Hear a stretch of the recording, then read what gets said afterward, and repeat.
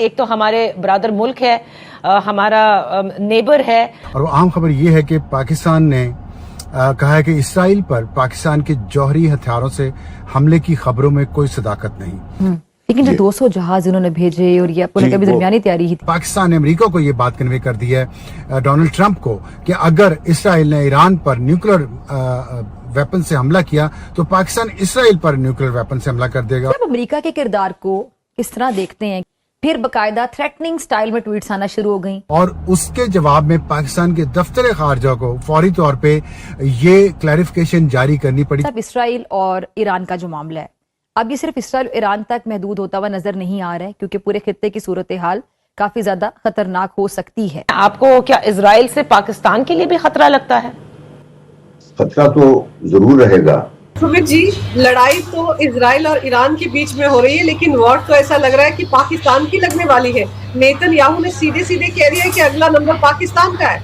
आपने देखा होगा ईरान के बहुत से वीक पॉइंट्स हैं। ये जो इतना बड़ा अटैक हुआ है और एक आपके आला क़यादत सारी A to Z मिट गई है, मतलब 6 अब आपके आर्मी चीफ, उनके नीचे जो कमांड है वो गए, प्रेसिडेंट गए, साइंटिस्ट गए, पीछे मुझे बताएं क्या रह गया। फॉर जो ये ईरान के अंदर जो न्यूक्लियर बॉम्ब्स पाए गए हैं या वो डेवलप कर रहे हैं, उसके अंदर पाकिस्तान का हाथ था।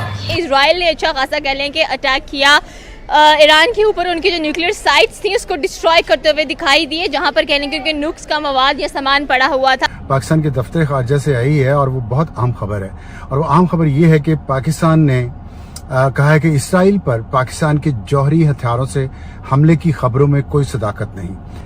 ये पाकिस्तान के दफ्तर खारजा ने इतनी अहम स्टेटमेंट आज इतवार की शाम को जारी की है अपने ज़राए के हवाले से, और इसकी वजूहत क्या है इस पे हम बात करते हैं और देखते हैं थोड़ा सा इस पे हम तज्ज़िया करते हैं कि क्या ये मुमकिन है कि पाकिस्तान और इसराइल के दरमियान एक एटमी जंग हो जाए, और इसका ख़तरा कितना हकीकी है और कितना ये फेक है। तो ये बात सारी शुरू हुई है एक ईरानियन अकाउंट है ट्विटर पे जिसने सबसे पहले ये खबर दी है, और उसके मुताबिक उन्होंने कहा है कि पाकिस्तान ने इसराइल को, अमेरिका को ये कन्वे कर दिया है कि अगर Pakistan has informed the United States that their nuclear attack on Iran will be met with a nuclear response from Pakistan against Israel, कि अगर इसराइल ने ईरान पर न्यूक्लियर हमला किया तो पाकिस्तान उसके जवाब में इसराइल पर न्यूक्लियर हमला करेगा। ये एक इस्लामिक रिपब्लिक ऑफ ईरान की एक अकाउंट है, पता नहीं फेक है या असल है, वहां से ये खबर शुरू हुई और उसके बाद वहां से इसराइली मीडिया ने उठाई और उन्होंने ब्रेकिंग न्यूज के तौर पे दी है डीवी डीप ने, और उन्होंने कहा कि Pakistani official statement to the US, if there is a nuclear attack on Iran we will also launch a nuclear attack on Israel. उन्होंने फिर उसको कोट किया, उन्होंने कहा कि पाकिस्तान ने अमेरिका को ये बात कन्वे कर दी है डोनाल्ड ट्रंप को, कि अगर इसराइल ने ईरान पर न्यूक्लियर वेपन से हमला किया तो पाकिस्तान इसराइल पर न्यूक्लियर वेपन से हमला कर देगा। सुमित जी, लड़ाई तो इजराइल और ईरान के बीच में हो रही है, लेकिन वॉर तो ऐसा लग रहा है कि पाकिस्तान की लगने वाली है। नेतन्याहू ने सीधे सीधे कह दिया है कि अगला नंबर पाकिस्तान का है।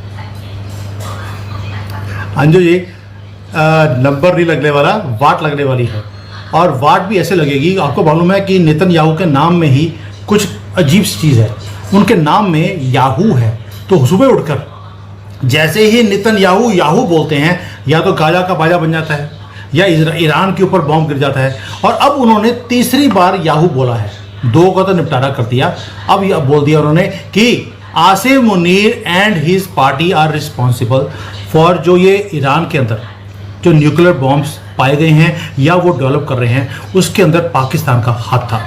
अब पहली बात ये है कि जो हमास के लोग हैं उन्होंने अटैक किया इजराइल के ऊपर, तो उन्होंने रिटेलिएट किया अपने आप को डिफेंड करने के लिए।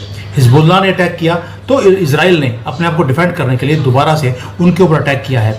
ईरान ने कोई अटैक डायरेक्टली नहीं किया था, तो फिर अटैक क्यों किया गया?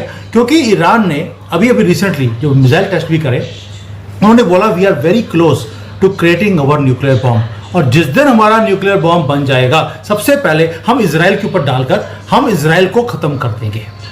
अब जब आपकी एग्जिस्टेंस की ही प्रॉब्लम आ जाए तो आपको रिटेलिएट करना पड़ेगा। आप ये वेट नहीं करते कि अगला आपके ऊपर एक बॉम्ब फेंकेगा तो हम उसके बाद इसका जवाब देंगे, तब तक आप बचोगे ही नहीं।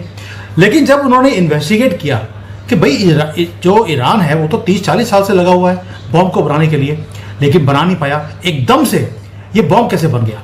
जब इन्वेस्टिगेशन किया गया है तो कुछ कड़ियां, मैं आपके शो के ऊपर कई बार बोलता हूं कि आपको जियोपॉलिटिक्स में जो सिचुएशंस होती हैं, जब आप जोड़ते हैं डॉट्स को तो आपको एक इमेज आती है। अब 2-3 चीजें बताता हूं मैं, जिससे पता लगता है कि पाकिस्तान कैसे ईरान के न्यूक्लियर प्रोग्राम के अंदर इन्वॉल्व था। 3-4 महीने पहले 18-20 न्यूक्लियर साइंटिस्ट एकदम से अगवा हो जाते हैं। अब उनमें से 2-3 जो आर्मी के लोग थे, बेकार के, जिसको चपरासी बोलते हैं, उनको वापस भेज दिया गया।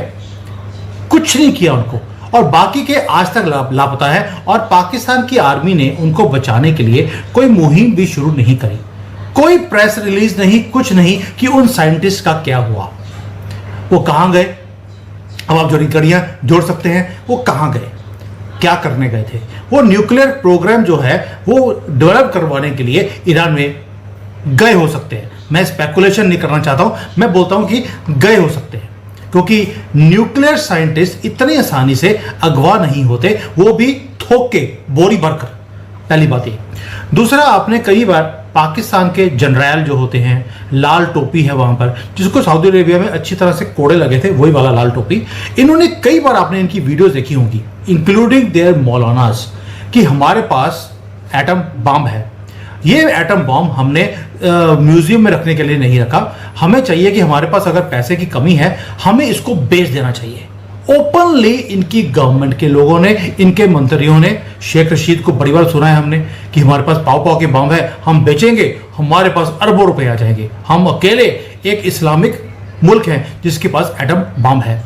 तो ये जो सारी चीजें हैं, ओपन डिक्लेरेशन कि हम ईरान को सपोर्ट करेंगे, हम हर एक कंट्री को सपोर्ट करेंगे जो इजराइल के साथ पंगा लेगा। क्योंकि आपको मालूम है कि जो इनके जिन्ना थे, जिन्होंने 2 नेशन थ्योरी का आगाज किया था और उन्होंने पाकिस्तान बनाया था, वो अपनी उसमें लिख गए हैं कॉन्स्टिट्यूशन में कि इजराइल का एग्जिस्टेंस होना नहीं चाहिए।